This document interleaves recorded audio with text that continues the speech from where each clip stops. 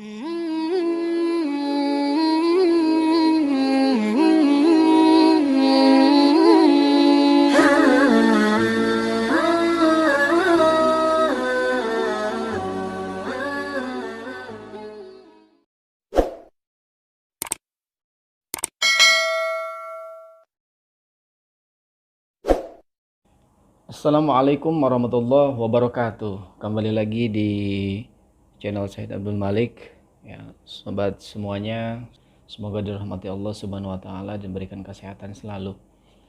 Juga tetap semangat di dalam kondisi pandemik seperti sekarang. Di video kali ini saya akan coba sharing tentang bagaimana caranya menghadapi staff yang bandel, ya. Ini tantangan bagi leader semua tentunya, tapi ini juga salah satu bagian daripada pengalaman yang bikin kita lebih capable sebagai leader, ya. Kadang kita dituntut untuk sabar, tapi kadang juga dituntut untuk berbuat lebih tegas gitu, ya. Karena apa? Karena ada tahapan-tahapan tertentu yang sehingga staf kita itu menjadi sadar dan lebih baik. Jadi tujuannya itu bukan menghukum, ya, sebenarnya. Jadi niatnya dulu kita luruskan untuk tidak menghukum anak buah kita, gitu ya. Tapi niatnya adalah pelajaran, ya, pelajaran. Makanya tahapannya pertama adalah approaching secara personal, ya. Jika melakukan kesalahan, jangan sesekali ditegur atau dimarahi di depan banyak orang. Tentunya itu bukan menjadi solusi yang baik, justru malah akan menjadi konflik, ya. Jadi itu. Terus yang kedua, jika memang terjadi kejadian yang kurang baik gitu atau kesalahan, cepat, jangan didiamkan, cepat panggil untuk konseling. Konseling itu bukan warning, ya. Mengarahkan itu bukan berarti memperingati, ya, beda. Jadi ada tahapan-tahapan di mana ketika akan meluruskan orang atau menjadi baik orang itu adalah pertama konseling, ya. Kita arahkan, kita luruskan gitu, yang tadinya jalannya belok kita luruskan. Kalau misalkan tetap masih seperti itu, ya, karena konseling itu ada dua, ya. Konseling by verbal, kita panggil, ya, kita bicara empat mata, apa kendalanya mereka, kenapa bisa salah seperti itu, karena pasti ada alasan. Kita jangan buru-buru menghakimi sebagai atasan, karena kita tidak pernah tahu apa yang dilakukan mereka itu benar-benar salah, disengaja, atau salah tidak tahu, ya. Jadi kita harus bijak juga, ya. Jangan mentang-mentang anak buah kita salah terus diomelin di depan orang, ya. Orang dia nggak tahu misalkan, ya.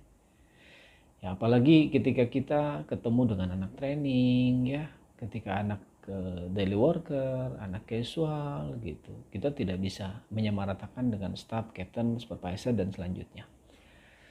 Nah, selanjutnya ketika verbal counseling itu tidak diindahkan dan terjadi kesalahan yang kedua, kita panggil counseling yang kedua, tapi di situ ada firm commitment, ya.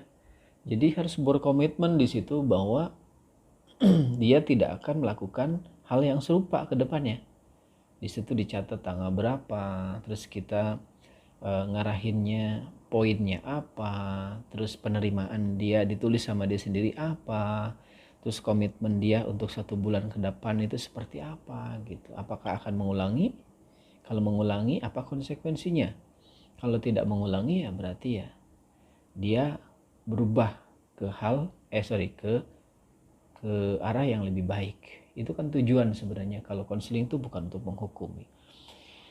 Nah, kalau misalkan memang terjadi lagi seperti itu, ya baru kita akan kasih warning 1, peringatan pertama, ya. Nah, peringatan pertama bagi staf itu sangat berbahaya. Karena apa? Karena bisa saja dia akan kehilangan kontrak yang kedua, ya. Jadi warning itu akan mempengaruhi ketika kalian nanti menghadapi appraisal, ya, appraisal, penilaian. Penilaian itu kan ada 2 kali biasanya ya, rata-rata 6 bulan pertama pertengahan, sama akan berakhir kontrak sebulan sebelum berakhir kontrak, ya. Itu. Jadi warning pertama atau warning kedua atau peringatan pertama atau peringatan kedua itu sangat berbahaya, ya. Karena apa? Orang mendapatkan warning 1 dan 2 itu sudah tahapannya ada 2 tahapan yang sudah dilewati, ya, bahkan 3 gitu. Kita mengarahkan secara langsung ketika dia berbuat salah. Yang kedua, kita panggil 4 mata, kita ngomong hadap-hadapan, kita ngomong di kantor gitu ya. Terus yang ketiga, dia dapat counseling by phone, ya. Jadi kalau menginjak ke warning 1 itu sebenarnya udah peringatan yang ketiga, ya. Tapi kan tidak semena-mena seperti itu, karena kalau orang sudah ke peringatan kedua, ketiga, itu ada konsekuensinya. Biasanya peringatan ketiga sudah langsung terminate, ya, dikeluarkan. Jadi itu ada di buku panduannya karyawan lah, ya. Nah, jadi ketika itu terjadi di warning 1, tetap kita pastikan bahwa dia tidak boleh mengulangi lagi kesalahan berikutnya sehingga dia akan fatal. Tapi tetap kita kasih tahu. Poin-poinnya harus kasih tahu. Jangan tidak dikasih tahu. Jangan sampai nanti dia melakukan kesalahan yang kedua, ketiga dia malah tetap enjoy. Dan nanti akan berpengaruh terhadap kontraknya, misalkan kalau misalnya tidak diperpanjang. Dan dia akan bertanya, loh Anda saja tidak kasih tahu saya atau tidak kasih warning saya atau peringatan saya. Nah sekarang mereka merasa dihukumi, kenapa nih nggak diperpanjang kontrak saya? Nah mereka harus sampai sadar, ya, kalau misalkan sampai tidak diperpanjang. Jadi banyak sebenarnya pengalaman yang tidak mengenakan sebagai atasan. Dan salah-salah kalau misalkan kita sebagai atasan itu tidak bisa meng-close, ya, manggil orang misalkan. Awal dari mulai rendah, meninggi, ya, lalu turun lagi, landai lagi. Nah kalau misalnya kita tidak bisa menguasai keadaan, kita yang akan jadi fatal, ya. Kita sebagai atasan akan jadi fatal, ya. Atasan yang baik adalah ketika kita panggil orang itu berubah dan dia sadar terhadap kesalahannya sendiri. Bukan malah sebaliknya, setelah dipanggil malah ngomong atasannya, justru malah ngajak berantem, justru malah ngomongin ke orang-orang lagi bahwa atasannya A, B, C, D. Nah itu hati-hati. Makanya ada skills khusus di mana kita sebagai leader harus meng-close dulu orang itu tersebut atau staff yang kita panggil. Jadi kalau misalnya kalian tidak bisa close orang itu atau staff kita yang dipanggil, justru malah kita yang bahaya. Ya, banyaklah kejadian. Makanya berangkat dari niat dulu sih. Kalau saya ya, rata-rata kalau orang yang sudah saya panggil itu dia berubah. Dan saya nggak tahu ya, kalau saya searching atau nanya ke yang lain setelah saya panggil, dia tidak ngomongin saya dan dia memang berubah gitu. Karena apa? Karena kita panggil itu bukan berarti menghukumi, niatnya itu dulu. Ya, kita mengarahkan untuk dia ke jalan yang lebih baik, ya. Yang kedua, memberikan kesempatan yang kedua untuk dia lebih baik, ya. Selanjutnya, bikin dia sadar apa yang kita omelin itu benar-benar kesalahannya, bukan yang kita omelin itu sebagai atasan ke dia itu kita ngomelin personalnya. Jangan. Dia bikin sadar bahwa kita ngomel itu adalah ke pekerjaannya, bukan ke orangnya. Ya, karena salah-salah saya juga pernah punya pengalaman ya. Kalau saya habis panggil orang itu setelah keluar pintu office saya, itu sudah nggak ada apa-apa lagi. Bahkan kita bisa ngopi bareng lagi, bahkan kita bisa ngerokok bareng lagi. Ya, itu kita harus bisa bedakan. Jadi jangan main feeling, jangan main yang half feeling ya. Jangan kita main hati, main perasaan. Baper lah kalau anak sekarang ya. Jangan. Ya, sebagai atasan kita harus kontrol diri. Apa yang kita lakukan itu adalah bagian daripada kita menebar manfaat buat dia supaya dia lebih baik. Itu yang paling penting. Sehingga ketika keluar kantor pun ya, keluar office pun kita fine-fine aja, tidak ada masalah dengan personalnya. Ya. Makanya saya pernah nge-warning atau memperingati teman satu kosan, di mana teman saya nggak terima dan teman saya pindah kosan. Ya, itu belum dewasa, sehingga saya kasih tahu sedikit-sedikit, akhirnya dewasa dan akhirnya mengerti, oh iya, lu melakukan itu adalah batas-batas profesional. Jadi nggak mentang-mentang temen melakukan kesalahan didiemin, oh jangan. Mentang-mentang sama staf kita di luar tuh deket gitu. Saya tuh rata-rata kalau sama staf saya di luar pekerjaan, saya akan buka jas saya sebagai atasan, saya sebagai temannya, saya sebagai kakaknya, saya sebagai saudaranya. Tapi ketika saya masuk ke pekerjaan, jangan pernah anggap saya saudara, jangan pernah anggap saya teman. Ya, jangan. Kita sudah beda tanggung jawab. Ya, tanggung jawab saya lebih besar, tanggung jawab mereka juga ada. Jadi harus dipisahkan. Ya.